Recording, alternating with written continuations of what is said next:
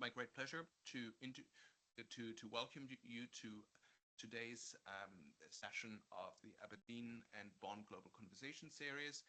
Today we have a conversation with Dr. Tim Wilson on the Gatecrashers of lone assassins and terrorists. This conversation, Tim Wilson takes the long view on lone assassins and terrorists. Ideologically motivated killers who come out of nowhere in an attempt to upend political orders are familiar to all of us, yet how they emerged historically remains largely unexplored. This conversation on Dr. Wilson's The Gatecrasher research project examines when and how such figures first emerged, and what a long view of the incidence of such attacks might tell us about the genesis of the puzzling of political phenomena. Dr. Tim Wilson is senior lecturer in the School of Investigations at the University of St. Andrews. The former director of the Hender Center for the Study of Terrorism and Political Violence. His books include Killing Strangers, How Political Violence Became Modern, published in 2020 by Oxford University Press, and recently hailed in Terrorism and Political Violence as a path-breaking book full of humility, nuance, and sophistication, with compelling insights, for example, about how technological change opened new vistas of violence.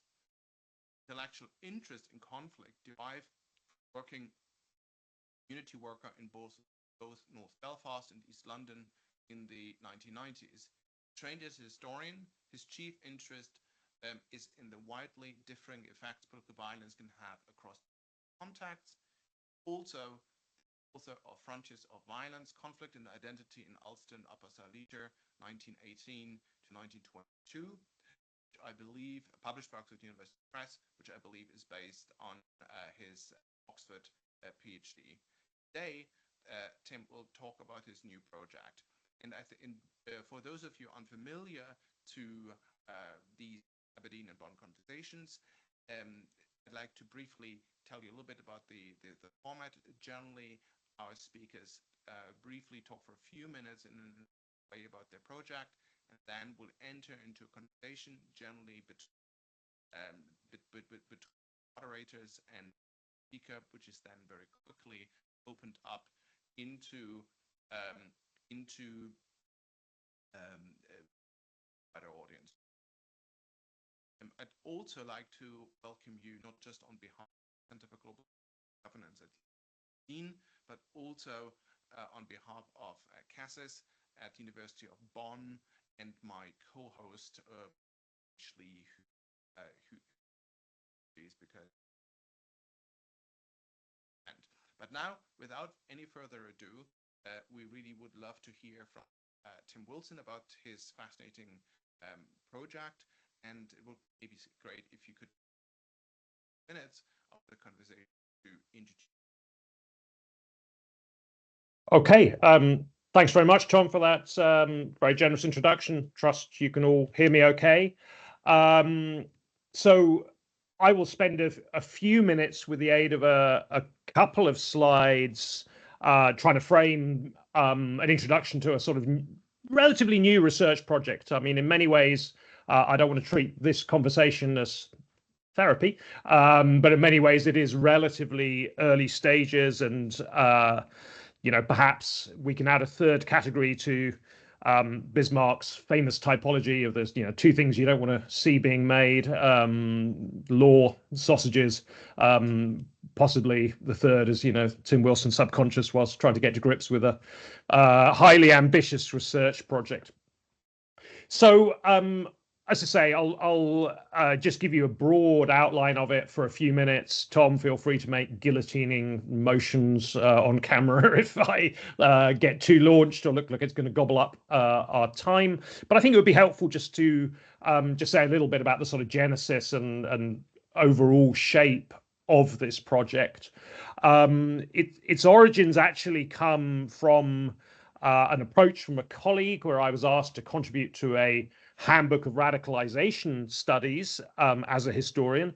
As a historian, my first instinct was to run a mile, given that, radicalization hasn't really been around that long, possibly sort of 20 years as a paradigm. And I thought it was sort of rather ahistorical to sort of start trying to peer back too far into the distant past with this, rather presentist notion.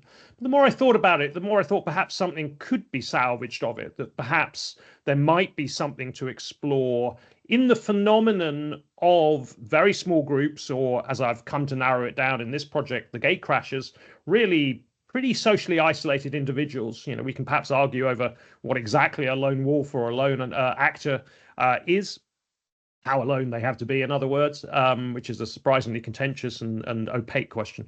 But the basic, starting point is, where does this phenomenon of the self-appointed lone actor who tries to use violence for ideological motives to really bring about some enormous change, where does it come from? There is a huge and growing literature on sort of lone terrorists of recent years, obviously driven by interest in the horrendous set-piece massacres like the Brendan Tarrant massacre in Christchurch, New Zealand, 2019, or Anders Breivik, 2011-ish. In Norway, but really very little's been done on the longer history of this phenomenon. And the more I thought about it, the more it seemed to me that lone actors, assassins, were really the sort of ancestor of this phenomenon. And indeed, that sort of tactic still endures to some extent. I was also interested, as a sort of related question, in how these figures were understood by contemporaries. So I just got a slide there for some of the reactions to various high-profile attempted assassinations and successful assassinations that seem to emerge in the sort of late 16th century in France. I'll maybe say a bit more about that. Kind of classic standard line of interpretation back then was all these figures must be inspired by the devil. Roland Mousnier, the distinguished French historian, wrote about the potential Ravaillacs. Ravaillac, who's shown here, was the guy who managed to pull off the assassination of Henry IV of France in 1610. Henry IV had survived more assassination attempts than de Gaulle did in the sort of 50s and 60s. An extraordinary run of luck that ran out in a Paris traffic jam when Francois Ravaillac, who was a complete nobody, basically just leant into the king's immobilized carriage and did for him with 2 blows of a knife.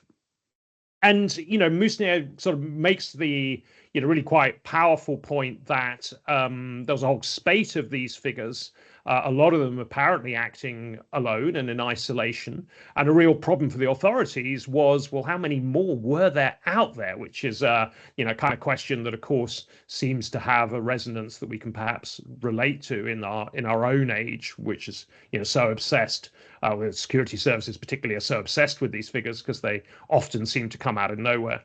I also couldn't resist throwing in the, some other more securocrat language. The French police, confronted with the anarchists in the 1890s, began to realize there was a type that was kind of pretty self-appointed. They might emerge from a background scene of radical politics and sort of anarchist fringe, but for most intents and purposes, acted and motivated themselves alone. And then a term that sadly seems to have fallen by the wayside, Rand Corporation in the 1990s came up with the term "flaming bananas" that doesn't seem to have kind of caught on in social science speak, but I think it deserves to be remembered. So, I suppose my point is that the more I looked into it, this became a kind of research topic that seemed to have some interesting contemporary resonances. And just as an aside or an example, this guy Friedrich Stapps, who didn't turn up in the latest film on Napoleon, but is really quite a fascinating figure. It furnishes just such an example. Who was he? He was basically a shop assistant in Erfurt in Thüringen. His father was a Protestant minister in Naumburg in Saxony. And at the age of 17, he just disappeared. The apple of his parents' eye, focus of their hopes for the future, glittering career ahead of him. he suddenly basically did a runner, disappeared with his boss's horse and cart, and it took his parents 4 years to find out his fate. And genuinely, I think, if for those of you who do read German, the most sort of moving document I've ever read on kind of the bewilderment of parents faced with the kind of radicalization process, if you like, is his father's memoir from the 1830s, in which, you can see he's a man who's still berating himself nearly 20 years later about where did we go wrong? How did their 17-year-old son take it into his head that his mission was to kill Napoleon, which is basically what he tries to do. He makes his way down to Schönbrunn, the palace outside Vienna, where Napoleon has just whacked the Austrian armies and is holding various regular parades, tries to get access to Napoleon. An aide-de-camp intercepts him, finds that he's got this huge big dagger on him, and he quite openly admits what he intended to do. Napoleon interrogates him face to face, through an interpreter, but basically in a face-to-face confrontation, and is absolutely mystified by him. He cannot make any sense of what on earth might have motivated a 17-year-old. He keeps assuming there must be some background conspiracy. He asks Stapp's head, straight out, if I let you go, will you, basically repent? And he said, no, I'll come and try and do it again. The short version is he's led out to a firing squad, as shown here, the next moment at dawn, and it takes his parents several years to find out his fate. So, as I say, I at least, was intrigued by stories like that and thought, could we take a sort of slightly broader view? I think the psychology of these characters is fascinating. That's what a lot of the security services are very focused on in our own age. But I wondered, if one took a much longer perspective, could one also ask some questions that really perhaps belong more in the sphere of historical sociology? Just make the point as an aside, as I say, why I've sort of tended to see this as kind of ancestor of the lone wolf terrorist, Charlotte Corday, who kills Jean-Paul Marat, the French revolutionary leader, in 1793. I mean, Marat is one of the dodgier characters to ever get an honorary degree from St Andrews, as a kind of advocate of mass murder. But basically what she does of turning up with a petition, and says that she needs to see him and then kills him, is very much what Roshanara Chowdhury tried to do to the British MP Stephen Timms. So as I say, this kind of playbook of lone assassins has a long pedigree. And I think, say, from a point of view of both psychology and sociology, what I'm struck by is the discrepancy between ambition and resources. Where and how do these figures emerge, and what inspires them to try and pull off something so big? So, giving you the sort of very bare bones of this, what I've been doing is, starting in the late 16th century in Western Europe, been trying to find as many examples of these sort of lone assassins as I can. There are some pretty formidable methodological problems. I mean, how do you know if someone is acted really alone or planned this really alone? Sometimes you can be more sure than others. Often it's contested. Often there's conspiracy theories floating around, perhaps with good reason. But there does seem to be a sort of working assumption that this is a phenomenon that first emerges in Western Europe in the wars of religion. So the first example I found is sort of 1557. 1940 is really, I may revise it, but it's really just a convenient exit ramp. Two criminologists, Sparge and Ham, have done a survey of what they call lone wolf terrorists in America that starts in 1940. It's not global, but it seemed to me a reasonable endpoint. I mean, quite frankly, and in a cowardly fashion, I just really didn't fancy having to try and unpick, say, the controversies around the JFK assassination and so on. So what have we got? Well, very broad bones have got, identified about 143 possible cases. That may go up one or two or go down one or two. They start pretty young, at sort of 14, actually. I think 15 is wrong there. I found one who's slightly younger. Go up to about 70 is the oldest one I found. A guy who tries to kill the Pope in about 1910. As you might expect, they're overwhelmingly male, which is sort of seems in line with murder rates of in at least in the UK at the moment. But their incidence, how frequently they appear, does seem to have something to do with processes of modernization broadly understood. They seem to belong to ages of mass politics. They seem to belong to ages of intense ideological polarization. And they seem to belong to really ages of communication revolutions. So I mean, I suppose that really is one of my takeaways, is that the frequency and intensity of these attacks really does vary. Final point on this slide is that MOO is not new. MOO is the horrible, awkward acronym used by the British security services to describe those actors whose motivating ideology they can't easily put in a box. So it stands for mixed, uncertain, or unstable ideologies. And these kind of hybrid motivations, I would argue, one of the sort of distinguishing features of these figures is the sort of fusion of both personal and wider political ambitions. And I can give examples if you're interested in the discussion. That's not something that just emerges in the 21st century. So just very briefly, just to give you some sense of the incidence of this, the examples I've found, they first emerge in the sort of late 16th century, as I say, turn of the 17th century. What I think is truly remarkable, and I'd be interested to hear from early modernists, people like Stuart Carroll, who I think is going to write a history of civil society in Europe in the 18th century. They then largely fall off the radar. They seem to disappear. There's one notable example, Francois Damiens, who's a servant who tries to stab Louis XV at Versailles in 1757. It's best known because it was the jumping off point for Foucault's Discipline and Punish essay.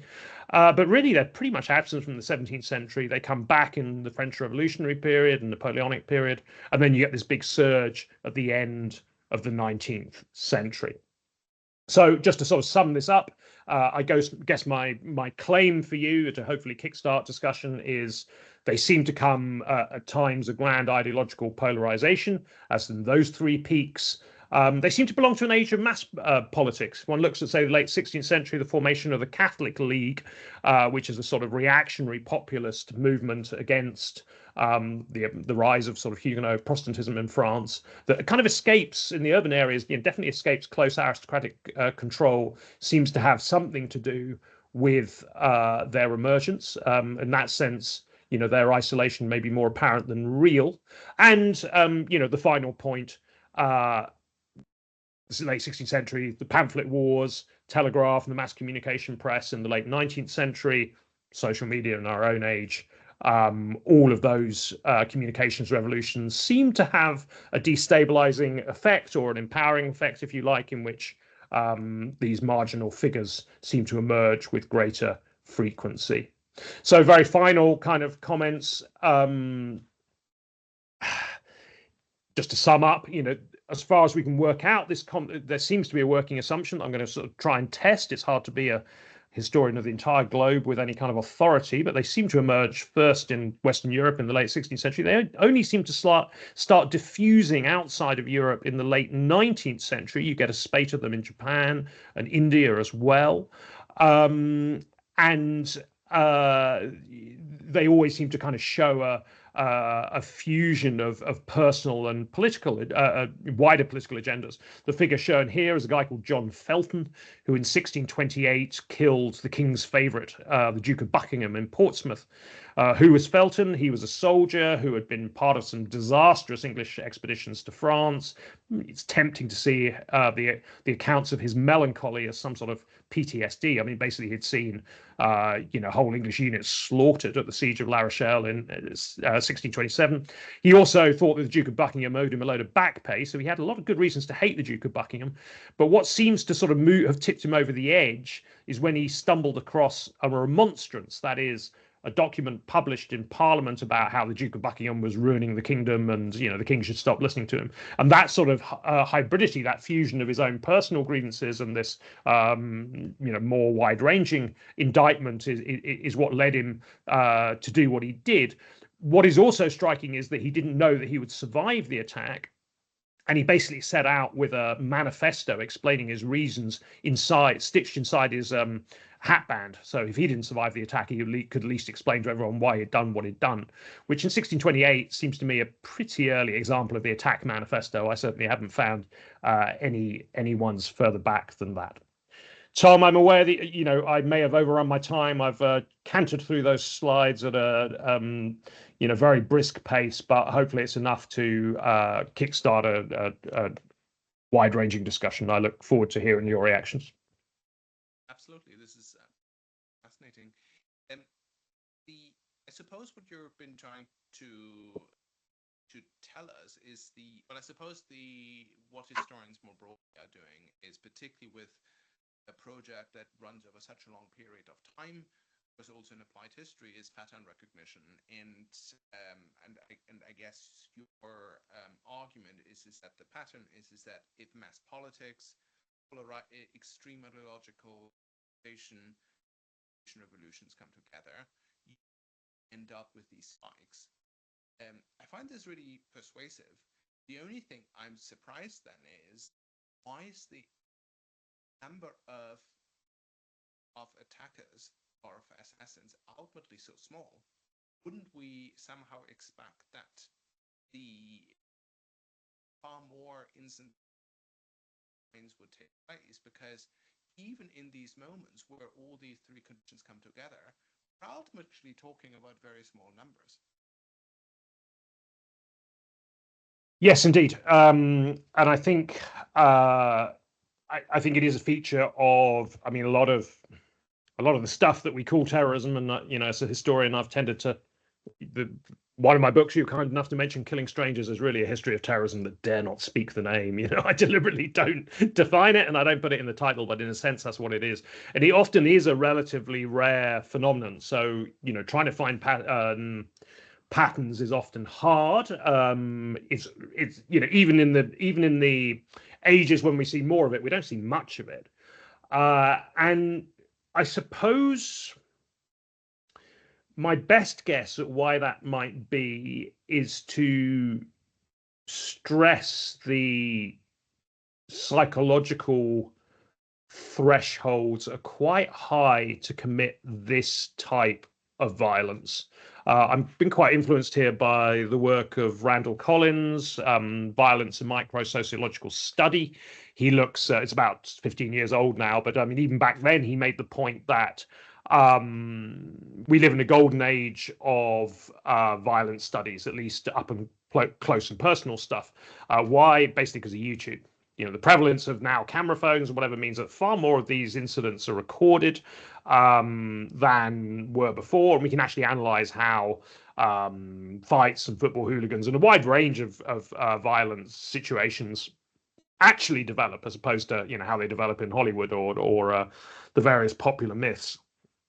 And I think one of the things that comes out of that discussion is an awful lot of violence is about chains of confrontation and escalatory dynamics in confrontations. What you might call cold violence, carrying off an attack that is deliberately clandestine, the sort of thing that hitmen in the criminal underworld do, or these assassins are trying to pull off, is very, very difficult. It's difficult to do cleanly and effectively, not least because you don't get much practice. There's no real rehearsals. Two, it's difficult because you have to overcome usually all kinds of doubts. And I think that is really probably one of my findings, actually, is to take a bit of issue with some of the kind of more schematic social science models of how individuals come to do these kind of things, which often kind of assume a sort of relentless momentum or dynamic that, you climb a staircase or is an escalator or radicalization. I think if you read the transcription sort of the interrogation of Francois Ravaillac in 1610, what he talks about is this incredibly intense internal battle of this temptation to kill the king. It's a sort of OCD obsession with him, and how it ebbs and flows. Sometimes he basically spends the spring of 1610 walking back and forth between his home region in the southwest of France. It's 8 days walk from Paris back and forth. Sometimes he feels and he can't go to mass at Easter because he has this terrible temptation to kill the king. He thinks that the king is a kind of crypto-Protestant and is not persecuting the Protestants enough, so he feels called upon in this divine mission. But at the same time, he has huge personal doubts. He steals a knife from an inn. It seems an ideal weapon. Then he changes his mind and breaks the tip, so it's useless. Then he resharpens it, and so on and so forth. So you can see this kind of huge internal battle. So I don't think it's an easy thing to do. The other point I would just say, and I guess I'm duty bound as a historian to do so, is I also assume there must be a wider penumbra of cases that just never make it onto the radar, either because the individuals were very amateur and didn't get very far, or leaked their intentions and got picked up relatively quickly, but it was hushed up, or especially in some of the older examples, that the authorities just move so fast. The first one, 1557, for instance, is extremely opaque. It's about an attack on Henry II of France, a guy called Caboche, who basically runs at the king with his sword as he's coming out of mass, and he's taken away to be interrogated, and by the time the king has had his lunch and asked to see him, various key courtiers have already executed him, which in a bureaucratic state like 16th century France, without due process, is quite remarkable, but it suggests how quick they were to hush this up. As far as we can tell from the name, he may or may not have been, but probably was related to a couple of people of the same name who are probably close relatives have been executed for Protestant heresy a couple of years before, just near Paris. So they're probably, it's possible to plausibly reconstruct a conjecture of his journey to try and assassinate the king, but there may be more, given how nearly that one was lost to the historical record. Then there may be others as well.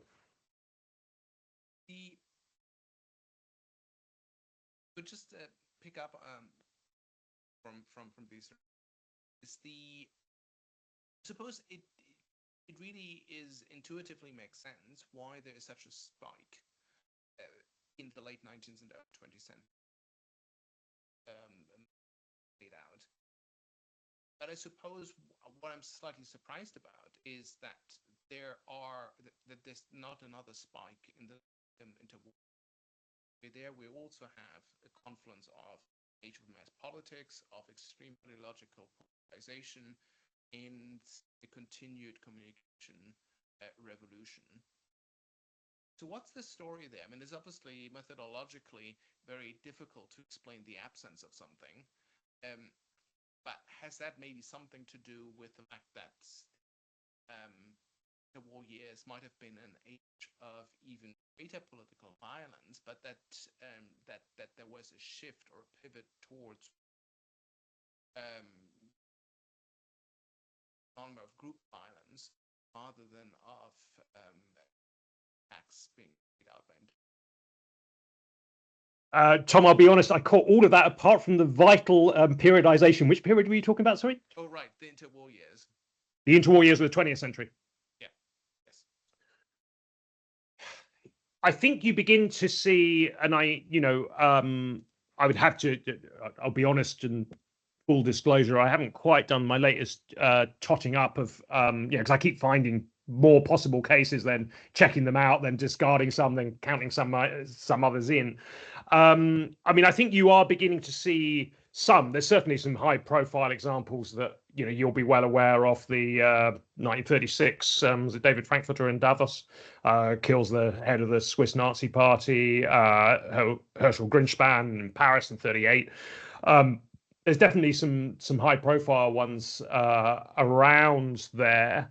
I think you also begin to see a diffusion. You get a couple of Indian examples in that period. Udham Singh in 1940, 1931, a guy called Gogati tries to kill the governor of Bombay, the acting governor of Bombay, Sir Ernest Hodson, on a school visit in Ferguson College, Pune. To his amazement, Hodson doesn't go down, probably because he's wearing a bulletproof vest, actually, it seems. So I need to do some more fine-grained totting up. I think there's more of a kind of background drip feed through the mid-19th century, and again that the interwar period as well. How high that background is compared to the peaks I've mentioned, that's what I need to bring into slightly sharper focus.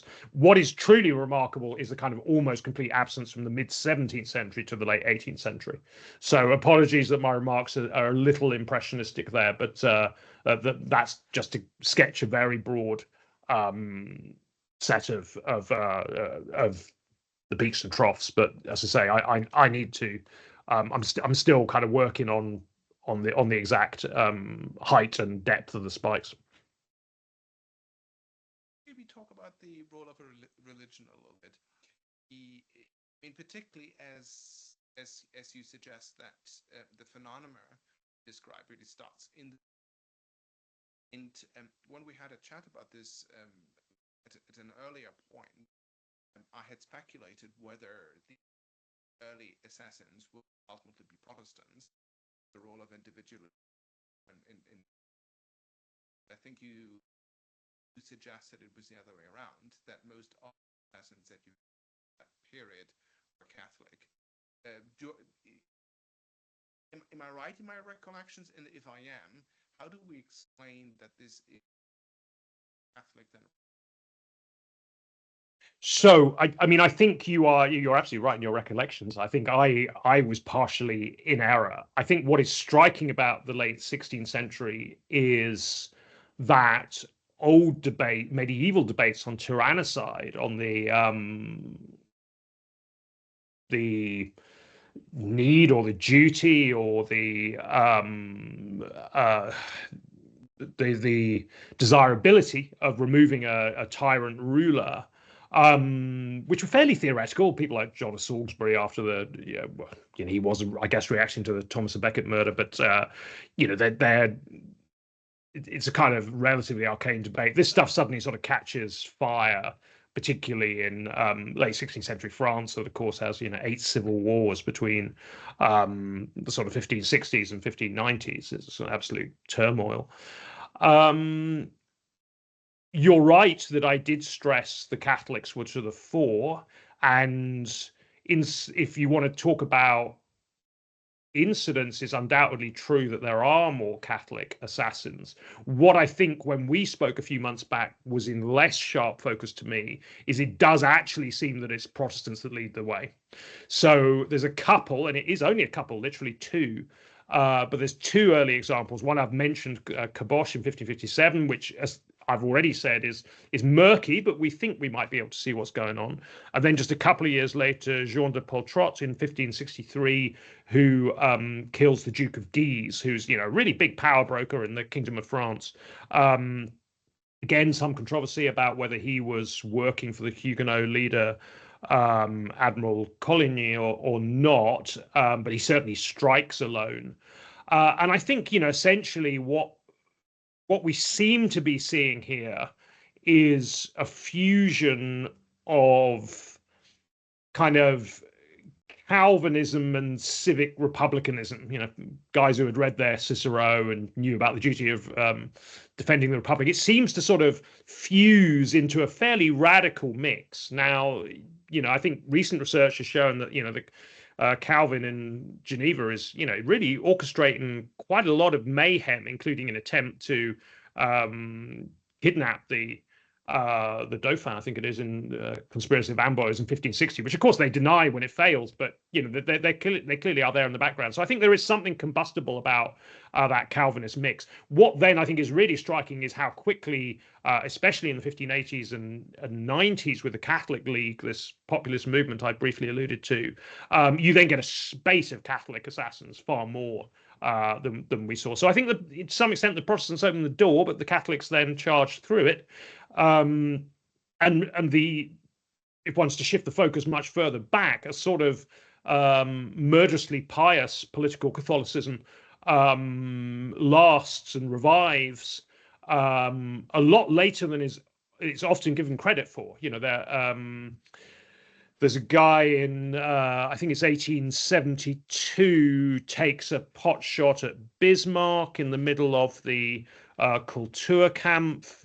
And he's an particularly interesting Kuhlmann, Edward Kuhlmann. So it's 1874. Bismarck's at Kissingen in northern Bavaria visiting Spa, and he's emerging, I think, from a villa in a carriage, and Kuhlmann takes a pot shot at him. I think the bullet grazes Bismarck's hand, or nearly does. So it's pretty damn close. The interesting thing about Kuhlmann is he's had a tough upbringing. He comes from a sort of broken home.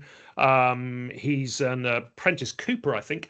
Lots of his fellow apprentices tease him for being a Catholic. He doesn't go to mass, but he starts attending some Catholic club. Hears lots of kind of talks on what a tough time, of course, the Catholic Church is getting under Bismarck. And this is what sort of really fires him up to do what he tries to do. But that tradition, again, one has to look at individual cases in idiosyncratic motivations. But Violet Gibson, the Protestant convert, actually, so she's kind of Anglo-Irish Protestant ascendancy, but a convert to Catholicism, manages to take the tip of Mussolini's nose off in 1926 with a pot shot at short range. That seems to be partly driven by a sort of resentment at Mussolini's treatment of the Catholic Church. And then in 1938, although I think he does actually have a co-conspirator, but there's also another attempt as a Bavard, a Swiss seminary student who rather incompetently tries to stalk Hitler. Again, I mean, he's sort of motivated by anti-Bolshevism, that he in some sort of weird twisted logic that Hitler isn't doing enough to stand up to the Bolsheviks, but sort of rather militant Catholicism is there as well. So a sort of tradition of Catholic tyrannicide, I think, lasts longer than we often give it credit for. It's really fascinating. I guess particularly with the kind of change in the 16th century of conceptions of self and Protestantism, and how this has diffused into Catholicism.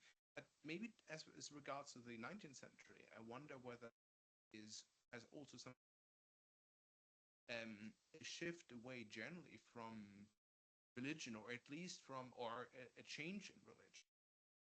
Until the 19th century, fair to say that people generally blamed disasters, crises, ultimately on God, or rather, they didn't blame God, but they saw them as punishment of God. So this was divine distribution, and with that evaporating, as then start to blame other humans, or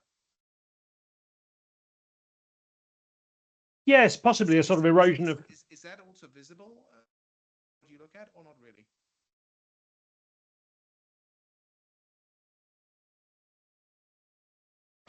I mean, I think the striking thing is why it seems so hard to find this phenomenon in the Middle Ages. That seems to me very striking. There is a sense in which holding the ruler accountable seems to be a part of the background driver to the emergence of these radicalized figures,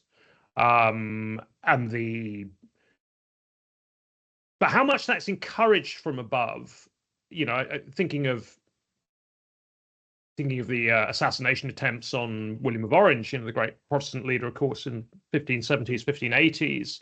Philip II of Spain has put a price of 20,000 gold coins on his head, and this does spark a series of assassination attempts, not all committed by individuals on their own, some with clearly micro kind of conspiracies behind them.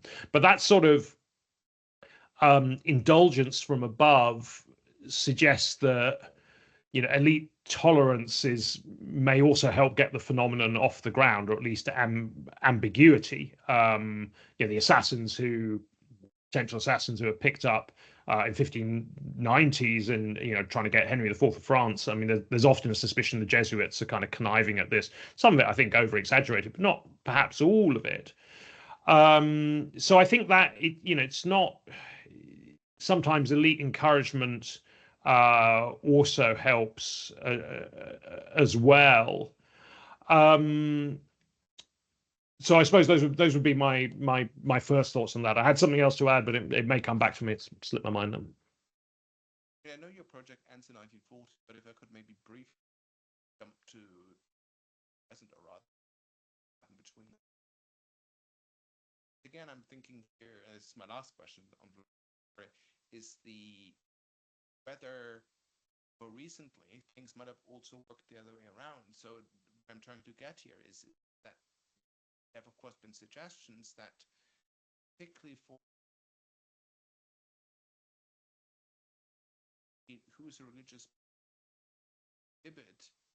decide that they have ultimately been involved in school shootings or acts of violence as a kind of extended side, hope that the attack would ultimately lead to their own death.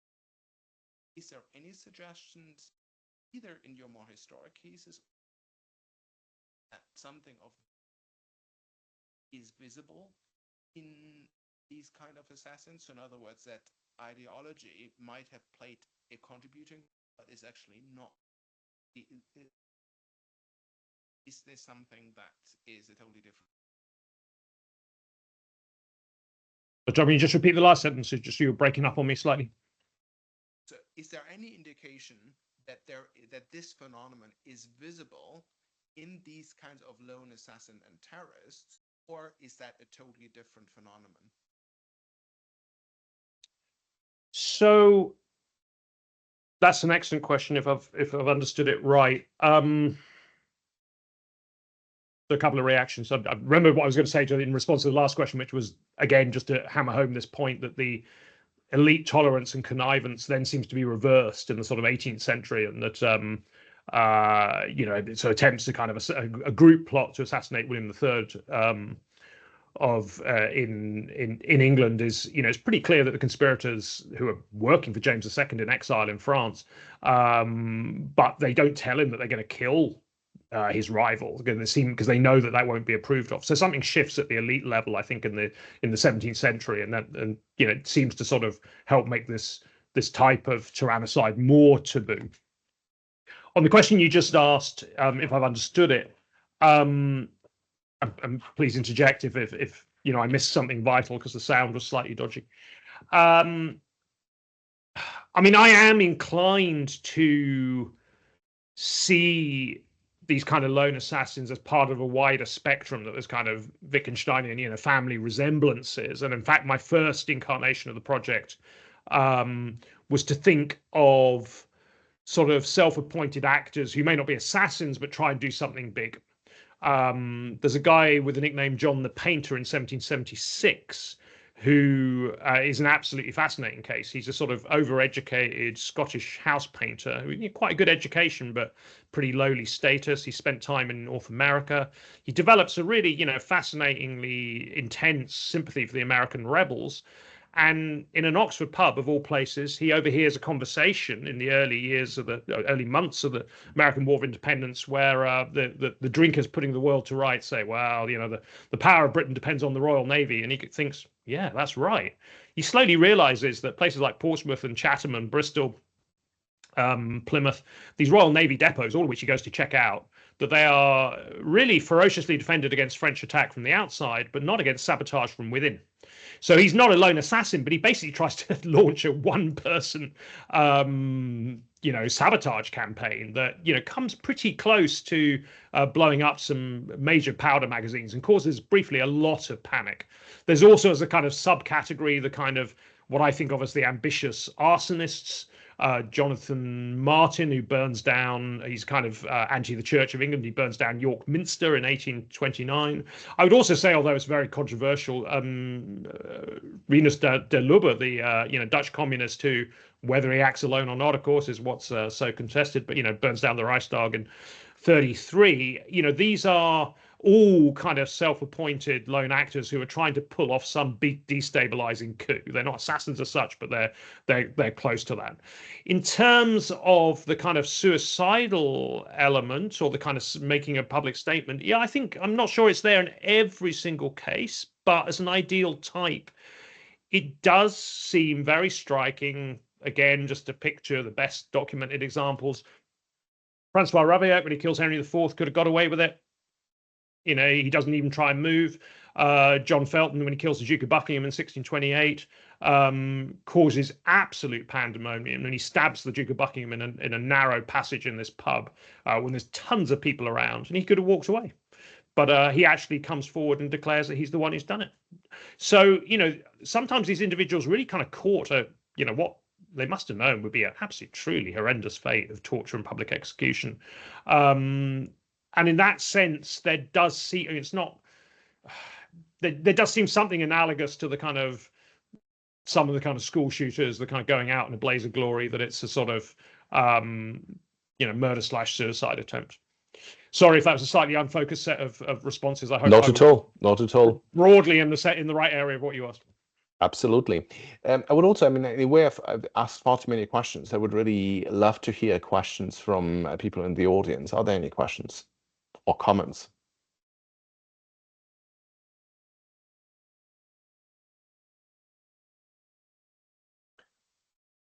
Or is it just a crazily overambitious topic? All right.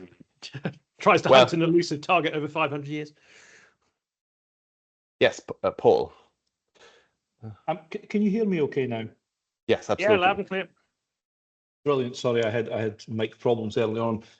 Thank you for your fascinating presentation. I wonder, you just kind of touched on it in the last answer you gave, where you talked a little bit about power dynamic.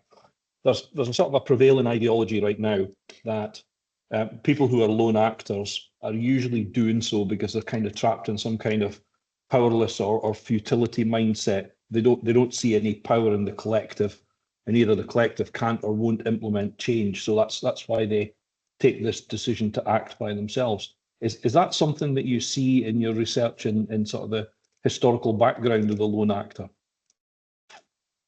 Thanks, Paul. It's an excellent question. Yeah, sort of riffing off Obama, I did think of calling this project the audacity of hopelessness, because there is a sense in which, these are troubled lives. There's no kind of, I haven't met through my research many well-adjusted kind of lone assassins. They, one has to be careful. I'm not a psychologist. I'm just a sort of historian interloper, generalist.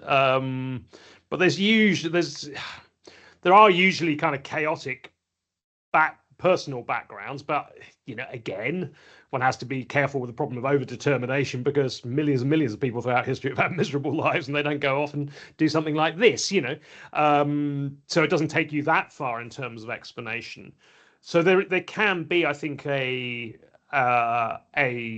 quality of desperation. I think some of the more contemporary oriented work on the kind of quest for significance, as I think the shorthand used often for social psychologists, of people who want to do something big or remembered for something, are clearly onto something. Who the hell would have heard of Francois Ravaillac or John Felton if they hadn't done what they've done? It's a kind of vampiric fame. It's a kind of fame that depends on a predatory relationship with the victim. That said, I think there is also sometimes sort of from a sociological point of view, there's something interesting, and this is kind of, I think, where the kind of relationship to modernity comes in, as to what their imagination is. How do they see their act being received? There's definitely cases where they tried to hook up to other groups, but frankly were just so odd that they weren't accepted. Leon Czolgosz, the Polish American who shoots President McKinley in 1901, is basically a classic case of that. He goes off to Chicago to try and join some anarchist group, and he's such an oddball that they just think, well, this guy must be a police spy, and they don't trust him, so he ends up shooting the president. But his being a self-starter seems to have been a sort of more to do with the lack of his social skills and an ability to win people's trust. I don't think it was his first choice, but I think particularly interesting are those who try to conjure up a vision or future of what they would like to see. So, if you read up at all on the Breivik trial in 2011, his kind of Knights Templar organization that clearly only existed in his own head, but he had spent massive amounts of effort working out a kind of uniform code for it in various ranks, and it was often held against him as sort of evidence of sort of insanity. But I think it's more plausible to say he was sort of trying to dream into being a kind of template that others could imitate, and to some extent that is what happened. Breivik nodded towards that schema, although again it was all kind of fairly make-believe stuff. But I think it's intriguing to me to see that one can find earlier exemplars. Edward Oxford in 1840 takes a pot shot at Queen Victoria. He's a strange character. He's basically a pot boy, so he kind of serves in pubs. But when the police raid his lodgings, he's got this chest in which he has a whole elaborate kind of schema of a Young England movement with it's kind of paramilitary formation with various ranks. Clearly doesn't exist. It's clearly in his head. But again, it seems similar to kind of Breivik 170 years later or whatever. That there's sort of the lone actor who does act alone but dreams big and uses the attack to sort of try and communicate some wider vision or movement, even if it falls flat and is dismissed, is not quite as recent a phenomenon as we might think. It's definitely pre-internet. Thank you. Thank Julia? So first of all, many thanks, Tim, for this fascinating talk.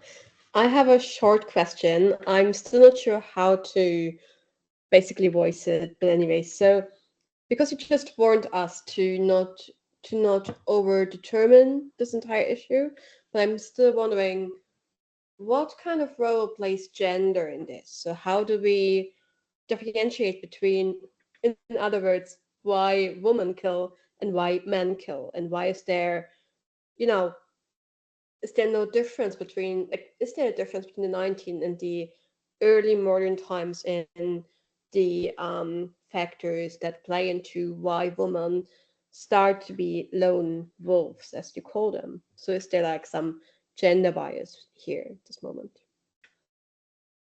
Well, there's certainly a gender skewing, as this slide suggests. It's there are very few women. So I'm generalizing from 6 cases across 5 centuries is hardly statistically very sort of in hardcore positivist empiricist terms is pretty poor social science, I guess. I think there's a kind of potentially a kind of warrior self-image. I think some of the more recent work done on lone wolf terrorists and the extreme right is quite insightful or provocative, and so suggesting how these people who are just committing ghastly one-sided violence against people that can't defend themselves kind of justify it in usually hyper-masculinized terms. I suppose what I'm just struck by is the creativity of the human mind. What the hell inspired Charlotte Corday in 1793 to go off and kill John Paul Marat?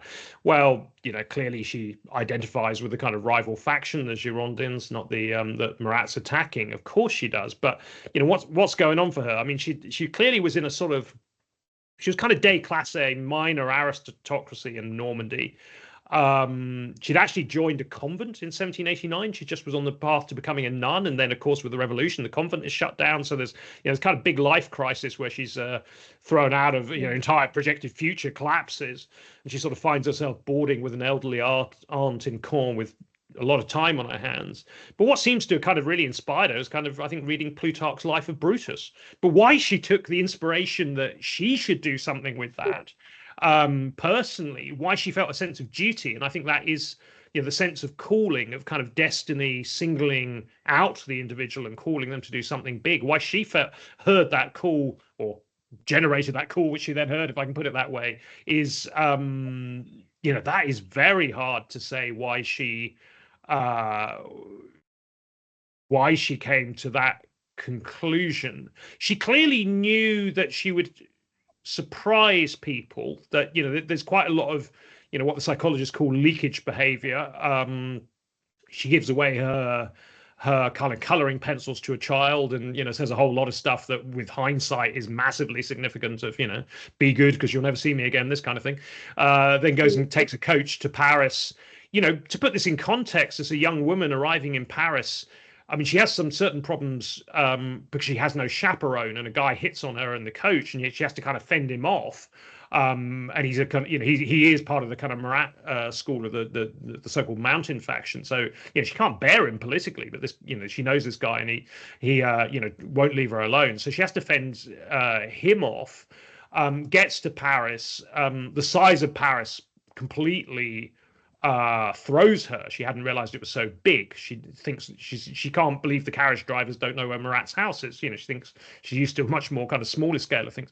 But, you know, she sets out with, you know, a manifesto and her birth certificate, interestingly, on her, in case she doesn't survive the attack. She wants to be identified.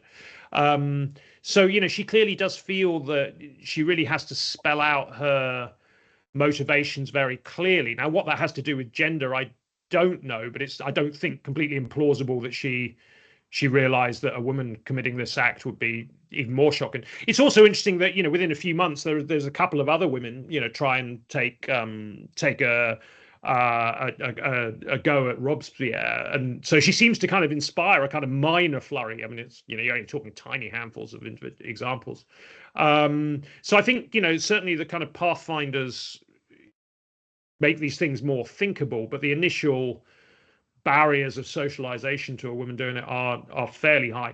I can't find any definite examples from the early modern period, although, in fairness, there is after Philip II of Spain takes over the Kingdom of Portugal in 1578, there's a couple of separate cases where Portuguese noblewomen try and stab him, but what that's about, I don't know, and I don't read early modern Portuguese or Spanish, so I need to, you know, I might need to do some more digging in archives, or you know, to find out more of the background, and they may be conspiracies, I don't know. So perhaps it's there earlier that there are these, you know, women who come forward, but they're definitely, you know, they are definitely a small minority, but they are there. And I'm sorry not to give you kind of more illuminating insights, really. No, this is a fascinating insight. I'm actually having a second question, which is relating to that. Because I'm wondering, because you said, you're right, like there's only a few cases of women, but I'm still wondering how, like, religious imagination plays into it, because, you know, I don't remember who wrote this book, but there's a book about religion as the window for women, basically how Hebrew Bible and the Christian Bible give texts for, not a text, but texts, you know, like information and imagination for women to agitate, to, you know, impact society. So I'm wondering if this is maybe related to that female attackers have a deeper connection to religion than their male counterparts, maybe in the early modern times, because there's not a text they're reading, and so on and so on. But this is not really a question. It's just something which came to my mind. So, yeah. I think, yeah, I mean, I think one of the things that I'm still struggling with is how to integrate ideology and sociology effectively, or study ideology and sociology, because, you know, from if one tries to take these perpetrators and their motivation seriously, then clearly their ideology matters. Taking a 500 overview, one's struck by just how many different ideologies can motivate people to do similar stuff from very different angles. I mean, I think that in Corday's case, and one thing I didn't say actually was that in the trial she faces a massive uphill struggle to persuade her interrogators in the court that she's not an agent of some other conspiracy, and that she did it, she came up with this herself. They just don't believe that as a young woman that she has any agency. And she has this fascinating comment where she throws it back at them and says, you don't understand the human heart. It's far easier to kill someone because you hate them personally rather than to do it by proxy on behalf of someone else. She kind of just shows sort of great self-awareness, actually. I mean, the one example that's kind of jumping out of me that might give quite a lot of credence to your suggestion is the Old Testament story of Judith, who kills whatever Philistine enemy is it. I'd have to look it up, the details, I'm afraid, but I think she sort of kind of basically leads on this enemy, and then when he's in a drunken stupor beheads him. And that comes up a lot in Renaissance art, and is certainly a kind of story that does get indexed and referenced in discussion after these assassinations. So there are exemplars of murderous women doing this kind of thing. Whether the sort of religiosity plays particularly more to those 6 women, I'd have to think through it. I don't think, even though Corday is a failed nun, it seems to be more the kind of classical readings that inspired her. Violet Gibson as a kind of Catholic convert who shoots Mussolini in 1926, she might be a good case for that. I'd have to give that more thought, but thank you for the suggestion. Thank you. You're of course telling here an essentially European or Western story. Why is this actually a Western phenomenon? And why would not similar phenomena play out, let's say, in Southeast Asia? Well, I think they do, and I think they do when the conditions are right. So, if you look at Japan, which seems to lead to a kind of whole spate of these examples from about 1889 onwards, then it's very much at the moment, after the 1860s and Commodore Perry's expedition there or whatever, when, Japan is, pulls off this extraordinary feat of, essentially beating the West at their own game, or at least, becoming more of a kind of peer nation that can sort of more hold its own. And with the growth of sort of mass press and mass communications and very divisive ideological politics, you begin to get these the same types of example. It's often reactionaries against the Western modernizers, or in 1891 there's a policeman called Tsuda Sanso takes a swipe at the future Tsar Nicholas II of Russia, who's on a visit to Japan, and takes a slice out of his head that gives him headaches for the rest of his life. I mean, it's a pretty nasty kind of attack. And you can trace. At first glance, I might have maybe 5 or 6 of those kind of examples in the late 19th century, early 20th century. The Prime Minister of Japan in 1921 is killed by a kind of lone reactionary. And you begin to see it in India too. There's a slightly hard to categorize case in the penal colony of the Andaman Islands, is it, where Lord Mayo, the Governor General of India, gets assassinated in 1872 by a convict. Quite how ambitiously political that is, and how much is just a grievance that this basically Pathan tribesman he's served the British for years faithfully, but he gets involved in a kind of vendetta on what's the northwest frontier, what's now Afghanistan, and he kills some rival, and then ends up in this penal colony. And when he gets his chance, he jumps the Governor General of India in 1872. But you certainly then get a few more of those examples in the early 20th century in British India. So I think the sort of, again, is that the sort of leads me towards broadly kind of sociological conclusions, and that raises the rather traditionalist historian at Oxford 30 years ago. We were sort of taught to despise sociology, but I think historical sociology might have something to suggest here in terms of modernization processes which make these types of gesture comprehensible and resonant, may also incentivize them.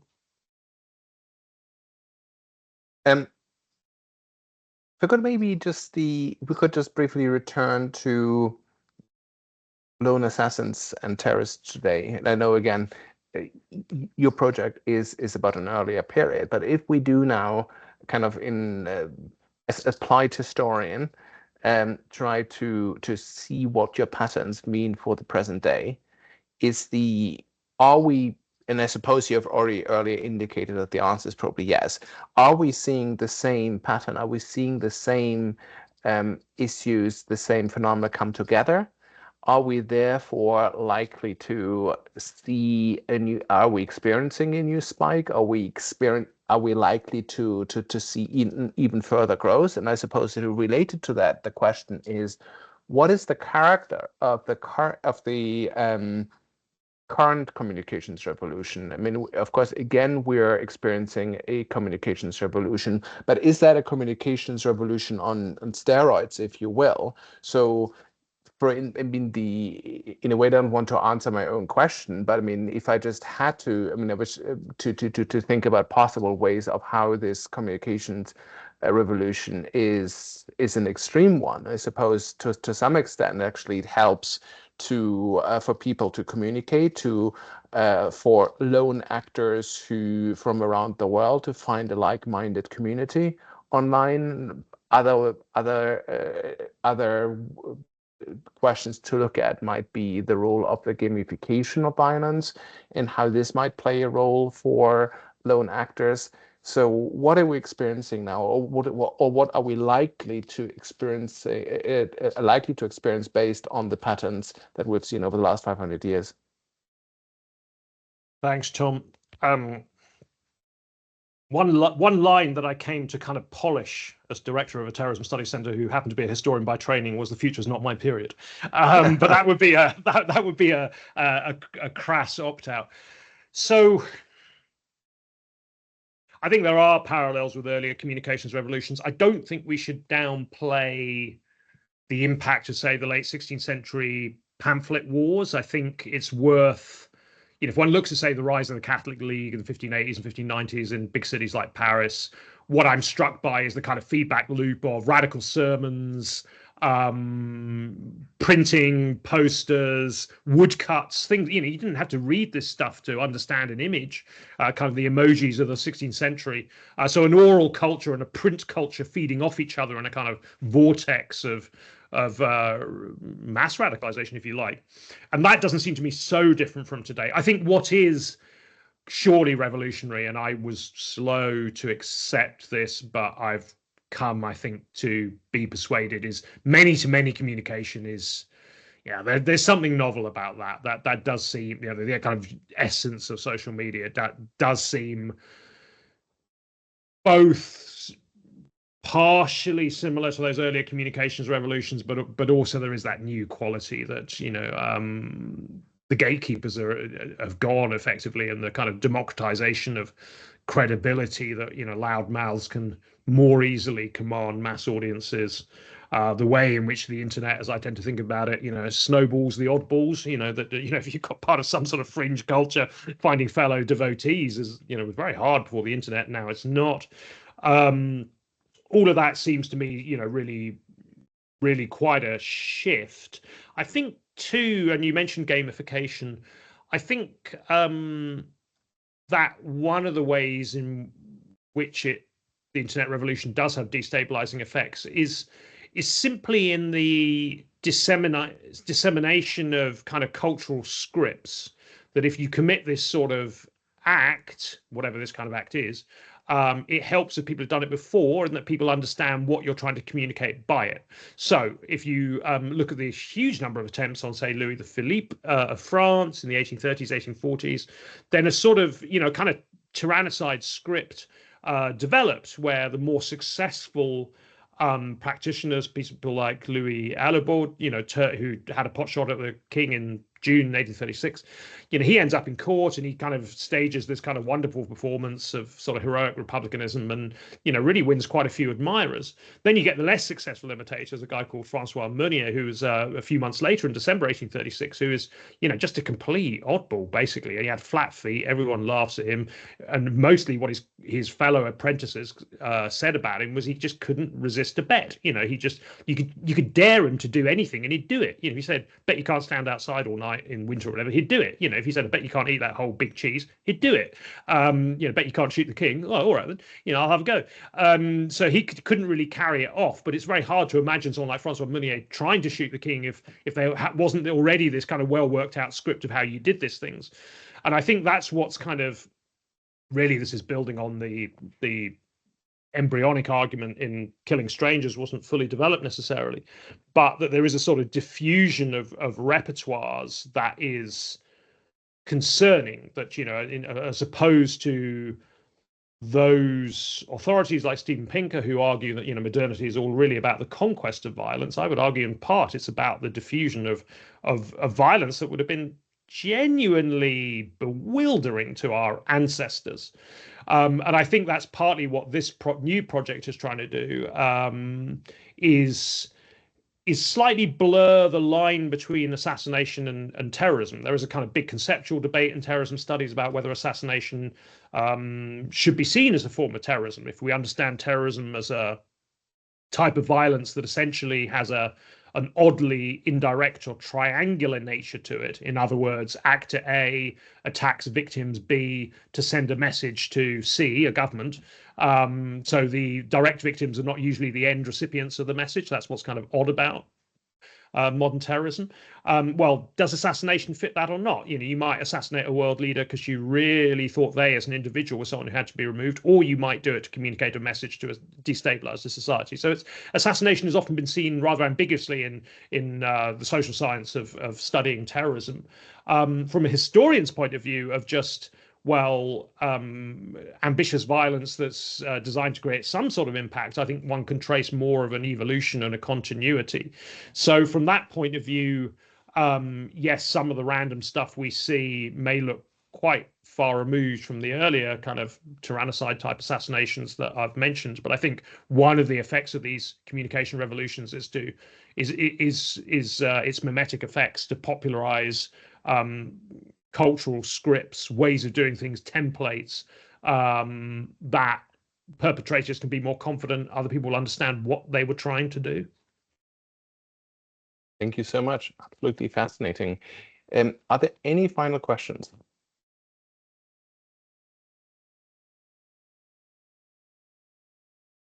If there are not, we're unfortunately out of time. This was an absolutely fascinating discussion.